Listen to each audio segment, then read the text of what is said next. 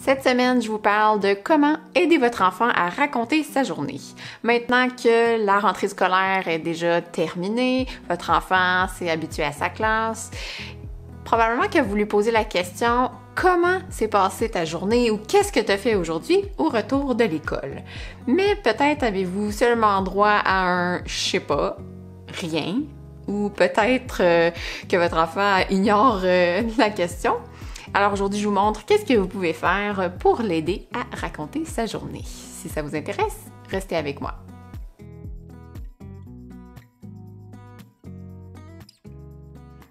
Bonjour, je suis Geneviève Sauvé, orthophoniste et blogueuse de Ludico-Pratique. Aujourd'hui, on parle de raconter sa journée. En fait, comment stimuler cette habileté-là.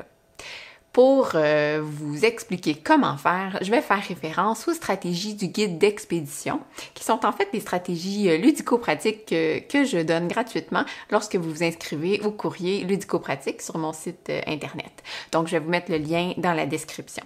Première stratégie à utiliser, fais ton petit joke connaissant. Ce que ça veut dire, c'est que si ton enfant a tendance à dire rien ou je sais pas quand tu lui poses des questions à propos de sa journée, raconte la tienne. Alors, montre comment toi tu sais faire pour raconter ta journée. Mais des détails, rends ça intéressant.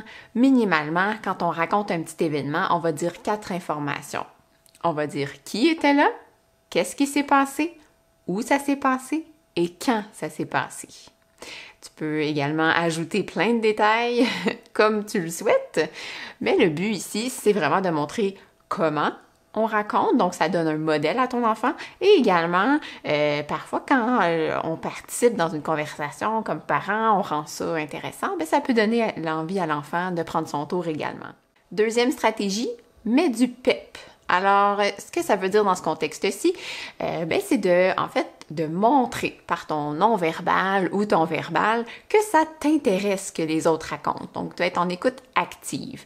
Ce que ça veut dire, ça pourrait être de reformuler ce que ton enfant te dit si il te parle de sa journée. Ça peut être d'avoir un visage plein d'attente, hein? Donc on montre là, qu'on a envie d'en savoir plus. Ça pourrait être aussi de faire des commentaires. Donc vraiment, on veut mettre du pep pour encourager l'échange le plus possible. Dans le même ordre d'idée, laisse du temps à ton enfant pour explorer. Dans le contexte d'une conversation, ce que ça veut dire, c'est de laisser quelques secondes de silence, laisser des pauses pour que ton enfant tente ou prenne son tour de parole, en commençant à raconter ou en disant plus. Donc, on attend, on est patient dans la conversation, on laisse des petits silences. Ce que ça veut dire aussi, c'est de se montrer disponible, hein, un peu comme dans l'idée de mettre du pep. Donc, je vous recommande fortement de laisser les écrans ou cellulaires de côté. Ça va être beaucoup plus gagnant si vous voulez encourager là, une conversation.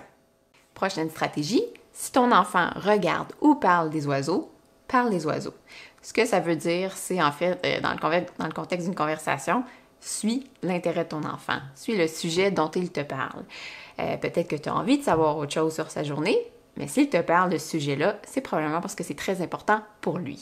Souvent, on va parler de ce qui nous a fait vivre une émotion, de ce qui est sorti de l'ordinaire dans notre journée. Ça peut être un conflit, ça peut être justement quelque chose de nouveau qu'on a rencontré, quelque chose qui a été drôle.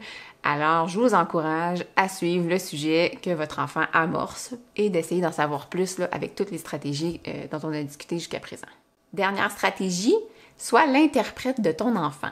Ce que ça veut dire, c'est en fait d'observer ce que ton enfant communique, que ce soit par son verbal ou son non-verbal, et de mettre des mots dessus. Hein? Un peu comme si on traduisait ce qu'il nous communique pour rendre ça plus clair, de le mettre en mots, en phrases. Donc, ça peut être n'importe quel indice là, que tu perçois chez ton enfant. Et également, ça peut être un interprète, ça peut aussi vouloir dire de soutenir ton enfant pour s'exprimer. Donc, ce que ça pourrait être aussi, ça pourrait être de poser des questions pour clarifier ou également de proposer un choix de réponse Peut-être si tu n'es pas certain de ce que ton enfant voulait vraiment communiquer. Alors voilà ce qui fait le tour des stratégies du guide d'expédition pour aider son enfant à raconter sa journée. J'espère que ça vous a aidé. Alors n'hésitez pas à venir me partager vos commentaires, vos expériences sur la page Facebook de Ludico Pratique. Alors amusez-vous bien!